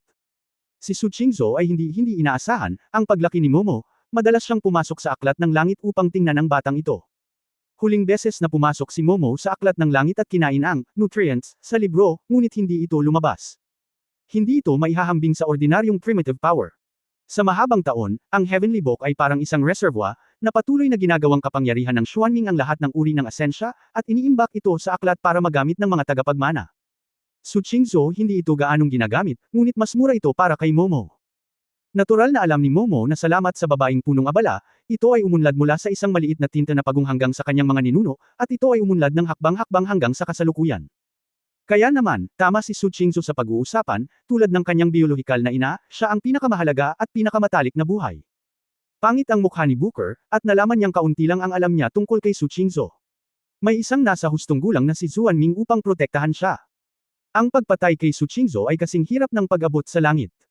Pagkatapos ng lahat, ang pinakamagaling kay Xuanming ay ang pagtatanggol. Gayunpaman, bihirang magkaroon ng ganoon kalapit na pagkakataon, at hindi ito pababayaan ni Booker. Ang aklat ng sanhi at epekto ay walang silbi sa isang kakaibang bilang tulad ni Su Qingzhou, pinili niyang umatake. Isang demonyong puwersa na mas mapanira kaysa dati ang pinakawalan. Ang kulay abong bola ng kidlat ay pinalapot sa kamay ni Booker. Itinaas ni Booker ang kanyang kamay, at ang bola ng liwanag ay pumutok sa isang malaking dami ng demonyong kidlat, mga itim na kulay abong kulog tulad ng mga bagyo, na sumasakop kay Su Qingzhou at sa buong Sword God Palace. Ngunit kasabay nito, naintindihan ni Momo at biglang naglabas ng Ice Blue Phantom ng isang napakalaking misteryosong hayop. Isang higanteng ice blue na tortoise shell ang bumalot sa buong Sword God Palace. Sa kabila ng pag-atake ng demonyong kapangyarihan ni Booker, hindi niya nagawang magdulot ng malaking pinsala. Si Xiaojin ay masayang kamakawag ng kanyang buntot, ngumingiti, at sa wakas ay hindi na ito kailangan para magdusa ng laman at dugo. Lumipad si Momo mula sa mga kamay ni Su Qingzhou patungo sa lupa, at ang kanyang katawan ay lumundag sa isang kisap mata. Pagkaraan ng ilang sandali, sina Su Qingzhou at Jiang Ye ay nakatayo na sa tuktok ng isang bundok. Ang kapangyarihan ni Xuanming sa makalangit na aklat ay naglalaman ng bakas ng kapangyarihan ng simula, na nagpapahintulot kay Momo na mabilis na maabot ang isang pang-adultong estado. Si Momo, isang higanteng paa tulad ng isang Optimus Prime, sinampal si Booker. Umihip ang malamig na hangin sa lupa, epekto ng mga alon ng yelo. Mabilis na umatras si Booker ng ilang kilometro. Mula sa malayo, ang katawan ni Momo ay ilang beses na mas malaki kaysa sa buong Sword God Palace. Ito ay tulad ng isang malaking itim-asul na bundok, na may malamig na hangin sa itaas nito. Si Xiaojin, na umikot sa Sword God Palace, ay mukhang maliit na ahas sa harap ni Momo. Roar! Matapos maging malaki si Momo, angular nitong likod at medyo mabangis ang kanyang malaking ulo. Sa pamamagitan ng hininga ni Xuanming, ang rumaragasang ice storm ay direktang nagbukas ng malaking glacier. Kabanata 3147. Nagbakante si Booker sa oras na nakaiwas sa pag-atake. Nakaramdam ito ng bakas ng panganib sa puso nito, lalo na ang puot sa malasipiro na mga mata ng Xuanming Divine Beast, na halatang proteksyon ng Panginoon. Napakahirap ng paggalaw ni Xuanming, ngunit nanatili si Su Qingzhou sa Sword God Palace at hindi pumunta kahit saan, kaya natural na walang mahanap si Booker ng anumang mga depekto. Sinabi mo na sa loob ng araw na ito, 5 strategic level ang mamamatay. Booker, gusto kong sabihin, itong 5 strategic level na ito. Natatakot ako na hindi sila mula sa panig ng Diablo, tama ba? Mahinahon at may kumpiyansang sabi ni Su Qingzhou. Walang magawa si Booker, Miss Su, nanalo ka sa round na ito. Pagkatapos nito, nag-vibrate si Booker ng kanyang mga pakpak at lumipad palayo. Miss Su, hayaan mo na lang siyang tumakas. Medyo ayaw ni Jiang Yan. Si Momo lang ang nagbabantay, at ang kalaban ay ang Big Three. Buti na lang makapag-defense. Hindi makatutuhanang umasa sa amin para patayin siya, sabi ni Su Qingzhou. Anyway, ngayon nabaliktad na natin ang sitwasyon ng labanan. Salamat sa magic tricks ni Miss Su. Tumawa si Jiang Hehe. Huwag masyadong matuwa. Hindi ko pa nahanap ang sagot sa dalawang pinakakritikal na tanong. Anong problema? Ang layunin ng digmaan ni Satanas, at ang mga kristal sa mga puno ng dugong iyon. Sumimangot si Su Qingzhou. Jiang. Napakamot ng ulo, kahit si Su Qingzhou ay hindi alam, lalo pa siya. Kung ganoon, anong gagawin natin ngayon? Iligtas ang mga tao, sirain ang mga baging. Sabi ni Su Qingzhou, iniwan sina Momo at Xiaojin sa labas, at mabilis na bumalik sa command room. Yunyao, nabilang mo na ba ang lahat ng mundong naayos ng teleportation array? Naayos na ang robot, at kasalukuyang may 47 mundo ng mga teleportation array na maaaring gamitin ng normal. Tiningnan ito ni Chu Yunyao at sumagot. Okay, hahayaan kong pumunta sila ni Candlewick Soul kung saang mundo haharapin ang mga blood vines. Pagkatapos sabihin sa aking asawa, ang mga mundong iyon, ang iba pang mga strategic na antas ay bahala sa kanila, at siya ay pupunta sa mga mundo na hindi mapupuntahan ng iba. Si Su Qingzhou ay gumawa ng ilang mga pag-aayos, upang sina Candlewick Soul, Hua Fei Hua, at Ye Shuangguang, na malaya, ay maaaring sumali sa hukbo ng pagsira sa blood vine. Pagkatapos ng lahat, kung pupunta ka sa ilang ordinaryong chaos at kay Tian Monghe, maaari ka lamang tumutok sa pagpatay ng mga demonyo at walang oras upang harapin ang mga baging ng dugo. Dapat kang umupo sa isang madiskarteng antas upang balansehin ang dalawang bagay. Miss Su, may magandang balita ngayon na napatay na ang mga strategic na demonyo sa Alpha God Realm. Ang Doom, Astrology, at Miss Air ay libre lahat, ulat ni Ling Yi. Eksakto, ipadala sa kanila ang lahat ng mga coordinate, hanapin ang pinakamalapit na teleportation array, at subukan ang lahat ng posible, lahat ay pupunta sa ibang mundo. Sa kabilang panig ng Alpha Divine Realm, iwanan si Wai Su, mas angkop siyang pangunahan ng iba na lumaban sa Diablo. Oo, ipapaalam ko sa iyo. Lumapit si Su Qingzhou sa tabi ni Ling Yue. Weiwei, may clue ka ba? Kumunot ang noo ni Ling Yue at sinabing, mayroong higit sa 3,600 uri ng mga porma sayon na aking napagtanto mula sa Flint Compass. Hindi kasama ang ilang mundong walang mga kristal, ang mga porma sayon ay maaari pa ring maging epektibo. Mayroon pa ring daan-daang uri ng porma sayon. Ang kalahati ng mga porma sayon, sa mga tuntunin ng kanilang tinatayang mga hugis, ay tila nauugnay sa teleportasyon. Teleportasyon. Sumimangot si Su Qingzhou, maaaring si Satanas ay nagpadala ng hukbo ng unang kaharian, ipadala ito sa amin. Akala ko rin. Ngunit kung gusto nilang i-teleport ang hukbo ng unang kaharian, hindi nila kailangang ayusin ang ganoong kalaking interstellar teleportation array. Pangkalahatang teleportation array, mayroon silang oras at maaaring palihim na itayo. Kung tungkol sa pagsasakripisyo ng napakaraming demonyo, pagsira sa napakaraming mundo, at pag-teleport ng napakaraming kasiyahan. Medyo naguluhan si Ling Yue, marahil. Hindi ako natuto, mali ang nabasa ko. Hindi sigurado. Nag-iisip si Su Qingzhou nang tawagin siya ni Ji Wanqing sa tabi niya. Sister Qingzhou, ngayon lang ba kayo pinuntahan ni Sister Ajiao? Ajiao. Hindi, anong problema? Lumingon si Su Qingzhou at nagtanong. Kumuha siya ng real-time na strategic na mapa ngayon lang at lumabas. Akala ko gusto mo, tapos hindi ko na siya nakitang bumalik. Sabi ni Ji Wanqing. Estratehiyang mapa. Hindi ba yun ang ginagamit ng frontline para makita ang kasalukuyang sitwasyon ng labanan? Ay, hindi ba pupunta si Jillian sa frontline? Nagulat si Ling Yue. Ang tinatawag na real-time na diskarte ay i-update ni Chu Yunyao at ng iba pa ang mapa ng data sa pamamagitan ng kasalukuyang sitwasyon ng labanan sa iba't ibang lugar. Kung saan maraming demonyo, at kung anong lakas ang pinakamalakas, malamang na masasalamin ito. Anong magagawa ko? Bagamat hindi masama ang kanyang cultivation, tiyak na malalagay siya sa panganib kapag nakatagpo siya ng ilang general ng demonyo. Nagsisi si Ji Wanqing na hindi na nagtanong pa. Sumimangot si Su Qingzhou, sa palagay ko ay dahil nag-aaway ang lahat, nananatili siya rito sa lahat ng oras, at hindi siya komportable. Kalimutan mo na ito, kahit na maamo si Jillian, ngunit talagang naniniwala siya sa isang bagay, walang sinuman ang makakaakit sa kanya.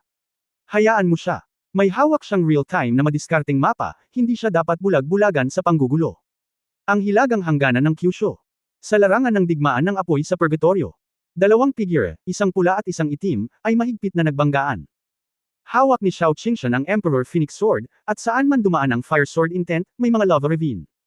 Bagamat alam na ni Rib Aura ang mga paraan ni Xiao Qingshan sa pamamagitan ng kambal, mahirap para sa kanya na labanan ang gayong napakalakas na pag-atake. Nahulog si Xiao Qingshan gamit ang isang kutsilyo, at ang mga anino ng espada ay pumuno sa kalangitan, hindi mahalaga kung alam ni Rib Aura ng maaga o hindi, walang paraan upang masira ito. Bilis, lakas, Xiao Qingshan, umaasa sa walang katapusang pagbawi ng apoy, ay hindi nagkakamali. Si Rib Aura ay may peklat na pagkatapos ng daan-daang stroke. Bagamat nasaktan din ito si Xiao Qingshan, napakabilis na nakabawi ang kalaban, na isang walang hiyang labanan. Ang lalong ikinapanganib ni Rib Aura ay ang kanyang balat ay nagsimulang kulubot, at ang kanyang buhok ay nagsimulang maging kulay abo. Sa kabilang banda, mukhang mas bata at mas maganda si Xiao Qingshan kaysa noong una silang nagkita. Pagbabagong sigla, Xiao Qingshan, hindi mo ba kinasusuklaman ang sarili mong batas? Bakit gagamitin ulit? Solemn na ang mukha ni Ribora, alam niyang batas ito ni Xiao Qingshan. Ang Phoenix Flame ni Xiao Qingshan ay naglalaman ng kapangyarihan ng batas. Kapag ito ay matagal nang nakipag-ugnayan, ang kahabaan ng buhay at sigla nito ay sisipsipin.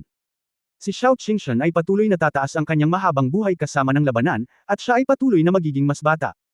Bagamat hindi siya magiging bata, maaari pa rin siyang magmukhang dalaga. Tiyak na alam ni Rivera ang batas na ito, ngunit hindi niya ito maaaring tularan. Kasi, wala siyang Phoenix Flames. Hindi naman siya Phoenix Girl kung tutuusin. Ang kakanyahan ng pagbabagong lakas ay isang extension ng muling pagsilang mula sa abo. Kung hindi ka pamilya ng Phoenix, hindi mo ito magagamit kahit alam mo ang prinsipyo. Nag-atubili si Ribora na maglaro laban kay Xiao Qingshan dahil sa pagsasaalang-alang na ito. Talagang hindi niya alam kung paano labagin ang mga batas ni Xiao Qingshan. Habang tumatagal, mas mabilis siyang tumanda, at kalaunan ay mauubos ang kanyang kakanyahan at siya ay mamamatay. Sa kabaligtaran, si Xiao Qingshan ay magiging mas matapang dahil sa epekto ng pagpapabata. Maaari mo talagang manggopya ng kahit anong alaala. Oo, pagkatapos kong itatak ang espada, talagang binalak kong hindi na muling gumamit ng batas. Ang mga bata ay tumatanda, ngunit ako ay palaging bata at maganda, kahit na nagiging mas bata. Tinatawag nila akong matandang halimaw sa likod ko, isang vixen na nananakit sa iba. Ano ang magagawa ko? This is me. I like children, and I hope I will always be like children, dahil ayaw ng mga bata sa nanay, pabata ng pabata si Lola, parang halimaw, tapos hindi ko na kailangan ng batas. Malamig na ngumiti si Xiao Qingshan pero, papatayin mo ako, paano kita pakakawalan? Ang boses ni Xiao Qingshan ay mas malinaw at mas matamis kaysa dati, puno ng panlasa ng isang babae. Pagkatapos niyang sugpuin si Ribora sa 12-dosenang magkasunod na kutsilyo, tumalon siya sa ere. Pinaikot-ikot ang katawan gamit ang isang kutsilyo, ginulong ang isang Phoenix Flame Tornado, at sinamantala ang sigla ni Ribora ay nagsimulang hamina, dala ang napakalaking apoy, at hinampes gamit ang isang kutsilyo. Kabanata 3148 Napakalakas mo. Flowing Fire Saber Intent, Molten Star. Ang mga apoy ng Phoenix sa kalangitan ay nag-condensed sa isang punto, at ang nagliliyab na mataas na temperatura ay agad na pumutok sa isang nakasisilaw na kinang. Nakita ni Xiao Qingshan na si Ribora ay walang lakas na makipagsabayan sa oras na ito, dahil sa pagtanda, ito ay napakabagal ng ilang sandali.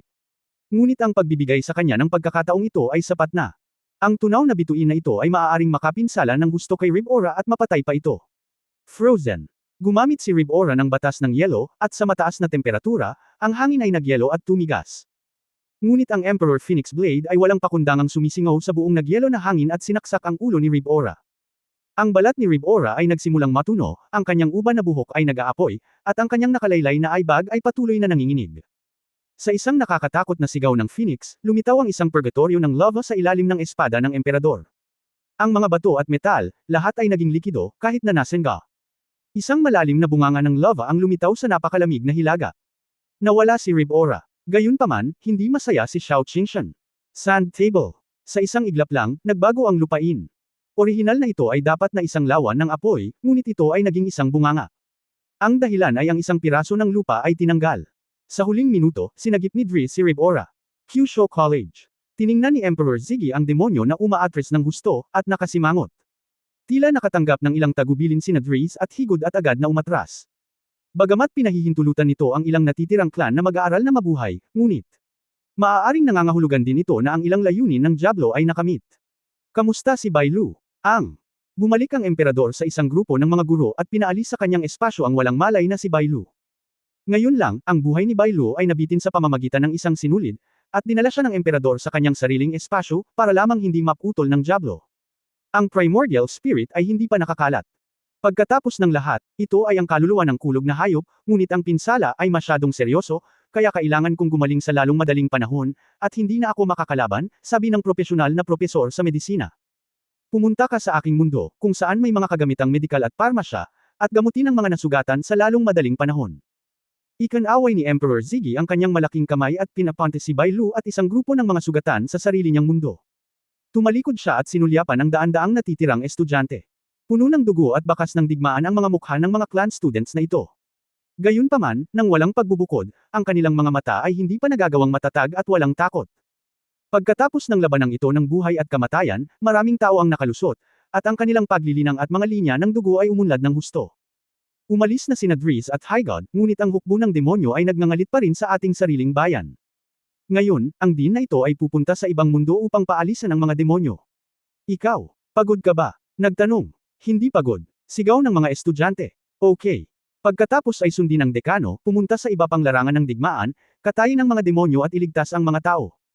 Matapos ilagay ni Emperor Ziggy ang isang grupo ng mga estudyante sa kanyang mundo, direkta niyang ginamit ang kanyang dakilang supernatural na kapangyarihan upang mag-teleport sa mundo bilang isang unit.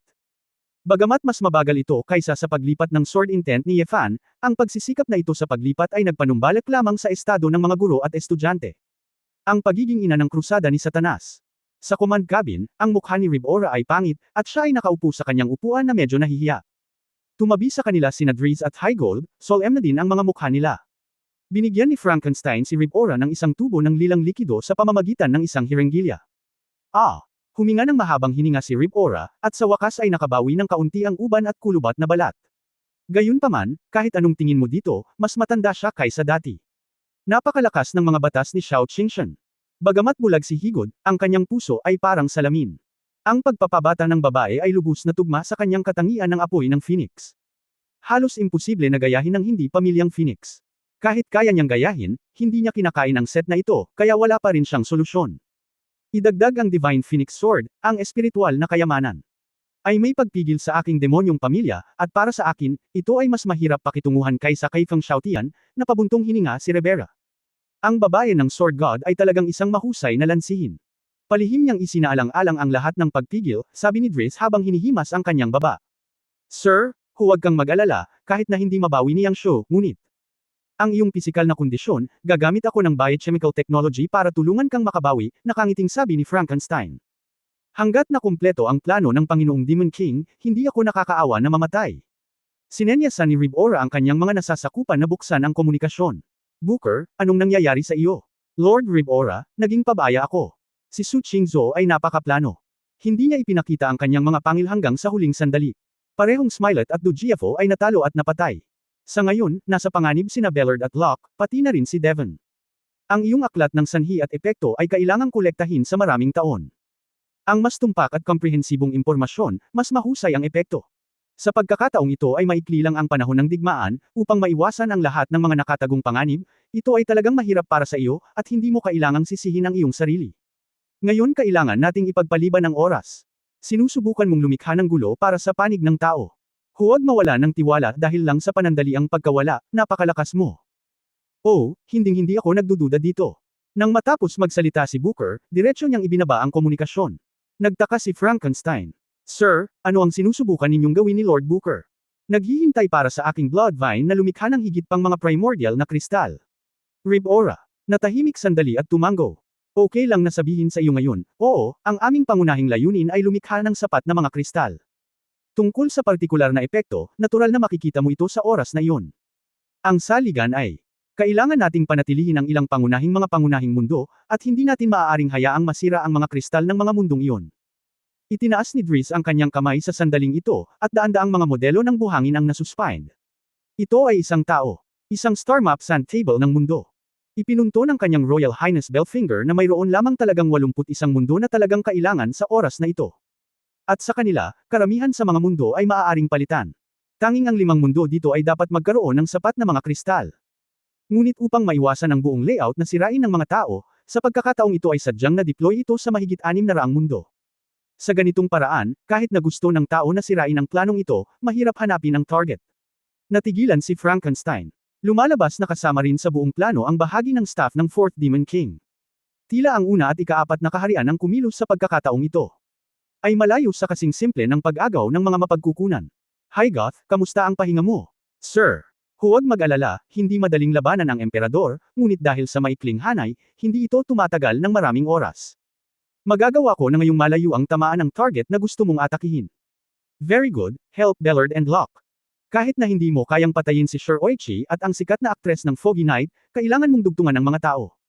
Hayaang isipin ng mga tao na ang layunin natin ay manalo sa digmaan. Sumunod. Gayon din, Dries, ilipat ang pangunahing puwersa ng ating hukbo sa 5 mundo na may mas maraming kristal. Ang 5 pangunahing mundo? Tanong ni Dries. Siyempre hindi. Binigyan siya ni Ribora ng matalim na tingin.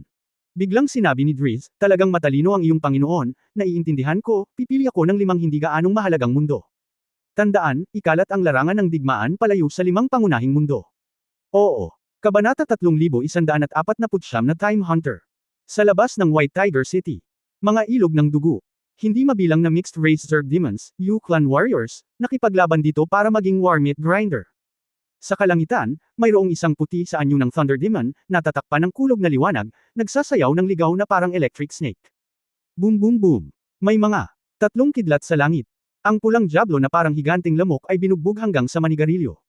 Ang hybrid na demonyo na ipinanganak ng Zerg at ng Gorfind, si Bellard, ay mukhang sobrang pangit. Ito ay orihinal na inakala na ang pananakop ng Chinjo ay isang katiyakan, ngunit sino ang mag-aakala na si Bai Yi ay mababaliw, haad lang sa isang madugong landas at babalik sa Baihu City. Malaking bilang ng mga demonyong Zerg ang napatay sa pamamagitan ng kidlat, at natural na galit si Bellard. Isang malupit na huni ng insekto ang ginawa ni Bellard, at bagamat tinamaan ito ng kidlat, minana nito ang makapal na balat at laman ng pamilya Gorfind, at biglang lumaban. Hindi mabilang na mga sinulid na kulay dugo ang lumabas sa katawan nito. Napakapangit ng mga linya mo. Si Bai ay nag-swipe ng isang daliri, at ang kulay dugong mga sinulid na ito ay talagang sumunod sa kanyang mga utos.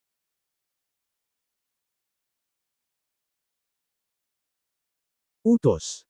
Sa kalagitnaan ng hangin, ang mga linya ng dugo ay gumuhit ng magagandang arko, at pagkatapos ay isang refleksyon ng bumaril patungo sa katawan ni Bellard. Si Bellard ay tinusok ng sariling daluyan ng dugo at napasigaw sa sakit. Nagmamadali nitong muling isinaaktibo ang batas, at sa lupa, hindi mabilang na mga dagwang bangkay ang ipinatawag sa hangin. Sa isang iglap, si Bai Yi ay nabalot ng hindi mabilang na mga bangkay. Boom! Sumambulat ang madilim na asul na kulog, at ang isang puti ay ginawang fly ash ang lahat ng mga bangkay. Sinamantala ni Bellard ang pagkakataong ito para makalapit, at biglang sinaksak ang isang unahan.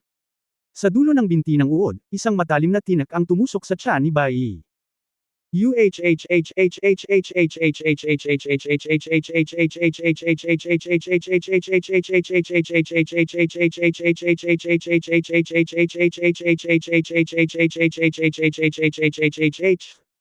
Naputol ang ulo ni Bellard, at gumulong pababa si Gollum.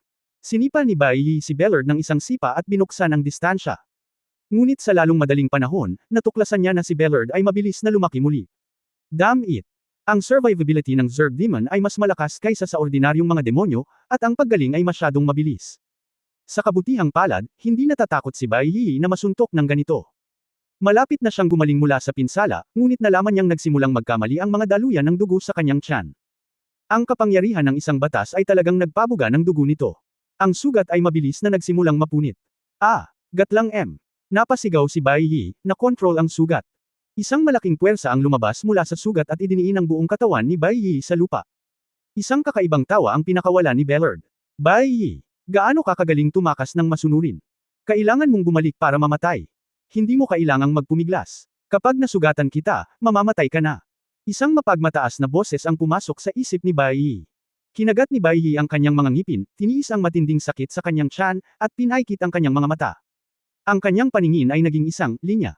Napakapangit na tanawin. Pumunta ka sa impyerno, mga surot. Ang batas ng mga linya ay isinaaktibo, at si Bellard, na nasa larangan ng pangitain, ay direktang pinasabog. Hindi nag-react si Bellard, at napag-alaman na paalang na nabali ang buong katawan. Ang katawan ay nahahati sa dalawang bahagi, at hindi mabilang na mga piraso ng maruruming organ ang lumipad pababa. Nagsuka si Bellard ng mga slurries at nagpumiglas sa sakit. Malinaw, hindi niya inaasahan na ang batas ni Bai Yi ay magagamit pa rin sa ganitong paraan. Sinamantala ang pagkakataong ito, tumayo si Bai Yi at pilit na sinunog ang kanyang sugat ng kidlat upang pigilan ang pagdurugo. Ngumisi si Bai Yi, ang sakit ng pagsunog ng sarili sa kidlat ay hindi maisip ng mga ordinaryong tao. Pero alam niyang hanggat huminto ang pagdaloy ng dugo, hindi makokontrol ni Bellard ang sugat. Nang makitang mabilis nang nag-aayos ang katawan ni Bellard, lumipad si Bai Yi at gusto siyang bigyan ng nakamamatay na suntok. Lisya sinaunang demonyong knife. Ang mga kamay ni Bai Yi ay nag-condense ng isang madilim na asul na talim ng kulog, at ang kutsilyo ay tila pinutol sa kalangitan. Biglaan. Walang palatandaan sa kawalan, at direktang lumipad palabas ang isang kulay abong itim na arrow. Tom. Ang malakas na arrow ng antas ng eroplano, na nakaharap sa hindi mapag-aalinlanganang si Bai Yi, ay tumagos ng malakas. Dumura si Bai Yi ng isang subo ng dugo. Isang butas ang binaril sa dibdib. Time Hunter. Alam ni Bai Yi na ang kabilang partido ay may isang mahiwagang general, ngunit dahil nagawa niyang talunin siya, napaluhod siya ngayon.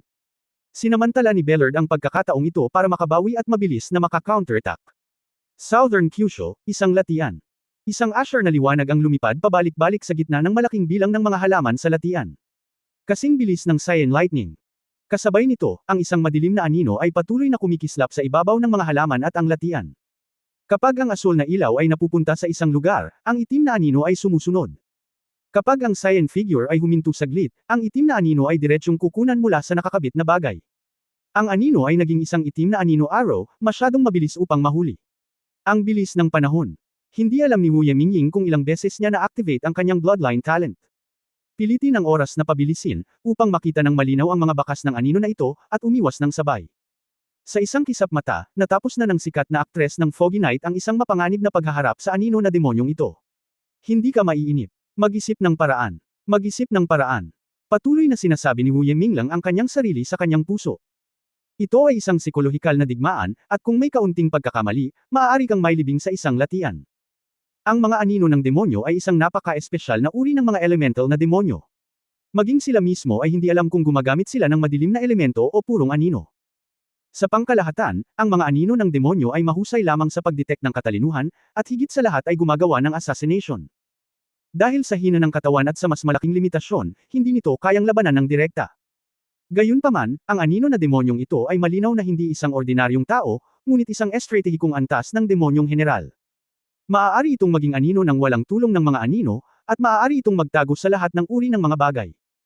Sa sandaling umalis ito, sa sandaling ito ay pumunta sa isa pang nakakubli na bagay, ang landas na inilipat nito ay puno ng kabagsikan. Para itong, bala, na pabalik-balik, at kapag nataman ito, tatamaan ito. Kung ang sikat na artista ng malabong na gabi ay walang dugo ni Chinkyu sa kanyang tabi, maaari lamang niyang subukan ang kanyang kapalaran upang makatakas, at namatay na siya sa lugar. Ngunit hindi pa rin siya makalabas, dahil mas mabilis ng kalahating punto ang anino ng demonyo kaysa sa kanya. Hindi ko alam kung ilang libong milya na ang tinakbo ko sa mahabang distansya, ngunit hindi ko binitawan. Ang dahilan kung bakit walang magawa si Wu Yemingying ay ang kanyang sariling pagpasok sa dula, na panuntunan ay tila walang gaanong epekto sa anino na demonyong ito. Maaaring ang elemental na demonyo ay may malakas na espiritual na kapangyarihan, at ang estratehikong antas ay natural na mas mataas. Bagaman hindi ko alam kung ano ang iyong pangalan, ngunit sinisiraan mo si Direk Ben, hindi ba ito ay masyadong boring? Wala kang emosyon. Nakakapurol ang away, hindi magiging exciting, di ba? O, naglakas loob ka lang na magtago sa dilim, tumatalon-talon, sa takot na kapag nagpakita ako, mapatay ako ng direktor. Sinubukan ni Wu Yemingying na mapanukso. Ang anino ng demonyo ay hindi kumakain ng isang ito, at patuloy na lumilipat sa iba't ibang mga nakapalibot na eksena, na nagbibigay kay Wu Yeminglang ng isang sneak attack, paminsan-minsan. Biglaan. Ang araw ng oras ay lumabas mula sa kawalan. Sa sandaling masama ang pakiramdam ng bituin ng maulap na gabi, ang bilis ng panahon. Pinunasan ng maitim na araw ang mukha ni Mingying Wuya at bumaril sa isa sa kanyang mga tenga. Sinamantala ng Shadow Demon na si Locke ang pagkakataon, sinamantala ang sandali ng magulo si Minglang Wuya, isang anino ang lumabas mula sa isang tambo at dumaan sa lalamunan ni Minglang Wuya. Chapter 3150 Bakit wala? Isang mundong sinira ng mga baging ng dugo. 8 Wilderness Li Uhe Longyin Sword Formation. Upang mailigtas ang oras ng pagwawalis sa larangan ng digmaan, direktang nagsagawa ng malawakang welga si Ye Fan. Ang Sword Dragon Sea ay sumayaw sa paligid, ang Heaven Breaking Swords ay umulan ng mga pagsabog, at ang Sword Intent Dragon Soul ay umungal. Kahit na ito lang ang pinakakaraniwang magic weapon level flying sword, basta't nakakabit ito sa walang kapantay na Sword Intent ni Ye Fan, madali nitong mapatay ang karamihan sa mga demonyo sa ibaba ng kaitian. Saan man sila dumaan, hindi mabilang na mga demonyo sa langit at sa lupa ang tinusok at sinunog. Matapos walisin ang pangunahing larangan ng digmaan ng mundong ito, daan-daang milyong tao ang naligtas sa wakas. Walang pakialam si Ye Fan na makinig sa pasasalamat ng mga taong ito, at lumipad pabalik sa kailaliman ng lupa. Nagkataon na sinunog ni Xiao Ziner ang mga baging ng mundong ito hanggang sa mamatay. Ang isang malaking bilang ng mga primitive na kristal ng kapangyarihan ay naging isang kristal na mundo. Lalong nagiging problema, at mas tumatagal upang masunog ang mga baging na ito ng dugo hanggang mamatay, galit na sabi ni Xiao Ziner. Ang mga kristal na ito ay napakalaki na, at imposibleng sirain silang lahat, mamantong hininga si Ye Fan. Bakit ang sama ng tingin mo? Nag-aalalang tanong ni Xiao Ziner. Pinunasan ni Ye Fan ang kanyang mukha, alam na siya ay sobrang haggard nang hindi tumitingin dito. Kung tutuusin, hindi ito totoong Xinglong, kaya medyo malaki ang konsumo. Gusto mo bang magpahinga? Hindi na kailangan, binigyan muna ako ni Yao Wei ng elixir, uminom ka lang ng gamot. Sa ating dalawa, ang bilis ng pagkawasak na ito ay umabot na sa limitasyon nito. Masyadong kasuklam-suklam ang mga demonyong ito. Kung gusto nilang lumaban, lalaban sila. Ano itong uri ng walang pinipiling pagpatay? Bagamat mainit ang ugali ni Xiao Ziner, babae rin siya kung tutuusin. Sa lahat ng mundong nalakbay ko, napakaraming trahedya na pagkamatay ng mga sibilyan ang nakita ko. Ang mga digmaan ay palaging nangyayari sa eroplano ng Taishi. Ang ganitong mga sakuna ay nakaapekto sa mga inosenteng tao, ngunit hindi ito ang turn ng mga tao noon. Kahit na tayo ay pagod, tayo ay mas mahusay kaysa sa mga hindi sinasadyang sakuna at hindi alam kung paano sila mamamatay. Nakinig si Xiao Ziner at itinuro, mukhang may nangako noon na hindi na niya iisipin na iligtas ang mundo. Mukhang mahirap baguhin ang kalikasan ni Jiang Shan. This time hindi naman delikado, pagod lang. Yun nga lang, hindi ka basta-basta mamamatay sa 10-10 bilyong tao dahil lang sa medyo pagod ka, di ba? Mapait na ngumiti si Ye Fan, dinala si Xiao Ziner, at muling pumunta sa susunod na mundo. Ngunit pagkarating, nagulat si Ye Fan nang makitang kahit may mga baging ng dugo sa mundong ito, nawala na ang Diablo. Anong nangyayari? Fortress World ito, di ba, nasaan ang Diablo? Naramdaman ni Ye Fan na may mali, at sinabing, Ziner, pumunta at harapin ang Blood Vine, babalik ako sa Sword God Palace. Nang bumalik siya sa Sword God Palace, si Su Qingzhou ay abala sa pag-uutos, at tila nagkaroon ng malakihang pagsasaayos, na nagpabalisa kay Su Qingzhou. Jiang. Nang makitang bumalik si Ye Fan, sisigaw na sana siya, ngunit pinigilan siya ni Ye Fan. Alam ni Ye Fan na malamang ay walang oras si Su Qingzhou para magpaliwanag sa kanya ngayon. Soul of Candlewick, pumunta ka sa Qingfang Realm. Xinglan, Waisu, iyong grupo, pumunta sa Yongzhou, kung saan inayos ang teleportation formation. Elder Hua, maaari ka bang magmadali sa mundo ng Sisui ngayon? Sa pagtatapos ng araw, iwanan ang mga demonyo doon, pumunta ka sa East Lotus Valley. Lumingon si Su Qingzhou at sinabi kay Ye Fan pagkatapos mag-ayos, asawa, inilipat ni Quistert ang pangunahing puwersa ng mga demonyo sa isang malaking lugar. Mukhang sinasadya nilang ipakalat ang ating mga tao. Sumimangot si Ye Fan at sinabing, maghiwa-hiwalay. Ang kanilang strategic number, pinapayagan ba ito? Hindi, iyon ang higit na nag-aalala sa amin. At lahat sila ay nagta-target sa isang mundo na may malaking bilang ng mga tao. Ang mas kakaiba ay walang mga puno ng dugo sa mga mundong ito, na nangangahulugang ang mga tao ay mas may kakayahang ipagtanggol. Malinaw na ginawa ito ng Diablo upang pilitin ang ating mga tao na labanan sila, upang hindi sirain ang mga puno ng dugo. Sa mata ng Diablo, ang mga baging ng dugo ay mas mahalaga kaysa sa kanilang buhay. Sinabi ni Jiang Dan ng may labis na kagalakan, kaya, ang kanilang pangunahing layunin ay lumikha ng mga kristal na iyon. Tama ang hula namin. Ano ang silbi ng tama ng hula? Hindi ba kailangan nating pangunahan ng ilong? Walang magawang sinabi ni Ling Yue, kahit na alam natin ang kanilang layunin, maaari lamang tayong magpadala ng mga estratehiko at pangunahing puwersa upang harapin sila. Kung tutuusin, hindi naman natin kayang iwanan ang mga taong iyon sa mundo, si Yu. Hindi ka ba maliligtas? Ang layunin ni Rivera ay mag-antala ng oras, ngunit kailangan pa rin nating kainin ito. Malamig na sabi ni Chu Yunyao. Weiwei, may na-research ka ba tungkol sa formation? Tanong ni Ye Fan. Kinagat ni Ling Yue ang kanyang labi at sinabing, hindi ako sigurado, ngunit. Sa pagkakaalam ko, ito ay dapat na isang uri ng interstellar teleportation formation. Napakaraming mata, 12-dosenang mga ito. Kung gusto mong basagin ito, kailangan mong sirain ang lahat ng mga kristal sa mga mundong ito. Kung hindi, kung makaligtaan ka ng ilan, maaari kang magkulang. At ayon sa sukat ng mga kristal na iyon, ang paglulunsad ng isang malaking hanay ay maaari ding sa lalong madaling panahon, wala nang maraming oras na natitira. Ang mga mata ni Ye Fan ay kumikislap at nagtanong, asawa, sa palagay mo ba ay kailangang subukang pigilan ang pagbuo ng mahusay na porma sayon? Ayon sa antas ng atensyon ng Diablo, sa tingin ko ito ay kinakailangan, sabi ni Su Qingzhou. Ang susi ay kung magagawa mo ito. Sinabi ni Chu Yunyao, pagkatapos ng aking pagsusuri, ang kristal na ito ay daan-daang beses na mas malakas kaysa sa prehistoric na bato. Upang sirain ang mga kristal na iyon, ang pangkalahatang kaitiya na kaharian ay hindi sapat, dapat ito ay nasa madiskarteng antas. At dapat mabilis itong makarecover, kung hindi, hindi ito gagana kung sisirain mo ang isang lugar, at kailangan mong magpahinga ng masyadong mahaba. Mayroong mga lamang mula sa angkan ng Qinglong o Kalaban, sabi ni Su Qingzhou. Hindi siya mapipigilan ng hindi kilalang lalaki. Tamad siya. Tulungan mo akong mahanap siya, dapat ay malaki ang silbi niya, sabi ni Ye Fan. Lord Sword God, hindi mo ba gustong tingnan ang iba pang mga larangan ng digmaan? Mukhang nasa panganib ang ilang matatanda tulad ni Bai Yi at Mingying Wuye. Jiang. Nagtanong. Tatlo lang ang layunin ko, Ribora, Booker, at Driz. Kung gusto ng bawat demonyo na bumaril ako, magiging imposible ang laban na ito. Hindi ako maaaring manatili dito magpakailanman, ang angkan ay nangangailangan ng survive sa iyong sarili. Natahimik ang lahat, bagamat alam nilang malupit ito, ngunit bahagi ito ng digmaan. Tinawag ni Su Qingzhou ang aklat ng langit at tahimik na nagbigay ng batas. Natural, hindi niya gagamitin ang batas ng kapalaran para kalkulahin ang Feng Xiaotian o Di Fan, ngunit magsimula sa mga hindi gaanong mahalaga, ngunit nauugnay kay Feng Xiaotian. Sa ganitong paraan, hindi siya kumonsumo ng labis. Pagkaraan ng ilang sandali, itinuro ni Su Qingzhou ang isang lokasyon kay Ye Fan. Narito, si Wu Yimimi at ang kanyang maliliit na kapatid na babae ay nandoon, hindi ito dapat magkamali, sabi ni Su Qingzhou. Tumango si Ye Fan at aalis na sana nang bigla siyang may naalala. Nga pala, bakit wala si A. Jiao dito? Hindi ba siya ang namamahala sa mga gawain sa palasyo? Pagtatapos ng kabanatang ito. For more updates click on the notification bell.